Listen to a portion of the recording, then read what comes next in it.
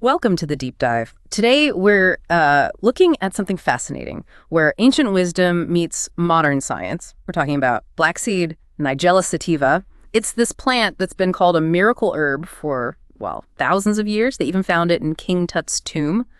So the question is, are those old beliefs holding up under scientific scrutiny? That's exactly what we're diving into. It has this incredible history, right? But what's really interesting is the amount of research, particularly over the last 50 years or so, that's been exploring its potential. Okay. So our mission today is to look at what the studies actually say about the benefits and, really importantly, what you need to consider before you think about trying it. Right, let's get into it. So the core seems to be this compound thymoquinone. Is that how you say it? Thymoquinone, yep, that's the one. Researchers think it's the main powerhouse behind a lot of black seed's effects. And it does. Quite a lot. I saw things like anti-inflammatory, antioxidant. Exactly. It's a potent anti-inflammatory, a strong antioxidant, and there's even some early preliminary research looking into anti-cancer properties. But that's very early days, mind you. Okay, that's quite the combination. It is. And beyond that, some studies suggest it might help boost the immune system, generally, and also possibly lessen allergic reactions. Interesting. So where does the research really show promise, like specific conditions? Well, several areas stand out based on current studies. Allergies and respiratory health seem to be one. Research suggests it might improve symptoms for things like hay fever, maybe even asthma. Asthma. Yeah, particularly for people who might have slightly lower lung function to begin with. There's also some indication it could be helpful for COPD, chronic obstructive pulmonary disease, but usually when taken alongside someone's regular prescribed meds. Okay, so respiratory support. What about other big areas like metabolic health, diabetes, things like that? Good question. Yes, there's research there too. Some findings suggest that black seed, either the powder or the oil, can help improve blood sugar levels in people with diabetes. And cardiovascular, heart health. Definitely on the radar. Research shows it can have a modest effect on lowering blood pressure. But where it seems quite significant is with cholesterol.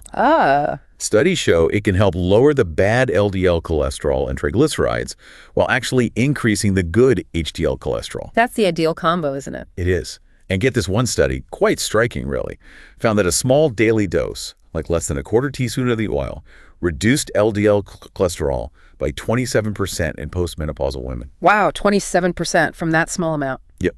Results that are, kind of in the ballpark of some medications, but obviously much cheaper. We're talking pennies a day. That's pretty impressive. Any other quick mentions on benefits? Yeah, briefly. There's some research looking at its potential role in digestive health, maybe helping with H. pylori infections, and also topically applied to the skin for conditions like acne, eczema, and maybe psoriasis. Okay, the benefits sound pretty compelling. But as always, with potent natural stuff, we need to talk about the flip side, right? The precautions. Absolutely crucial. Just because it's natural doesn't mean it's without risks. And the research does highlight several important things to be aware of. Like side effects. Yeah, general side effects can happen. Things like stomach upset, maybe some vomiting or constipation. And some people might get an allergic rash, either from taking it or putting it on their skin. And are there groups who need to be extra careful? Definitely. For pregnant individuals, taking black seed in amounts larger than you'd normally find in food is considered likely unsafe. There's concern it could affect uterine contractions. Okay, that's major. It is. Also, caution is advised for breastfeeding individuals just due to lack of safety data. And people with bleeding disorders should be careful because it might slow down blood clotting. Right. And what about surgery? Or if you're already taking other medications? Very important points.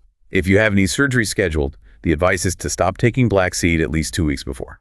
Why is that?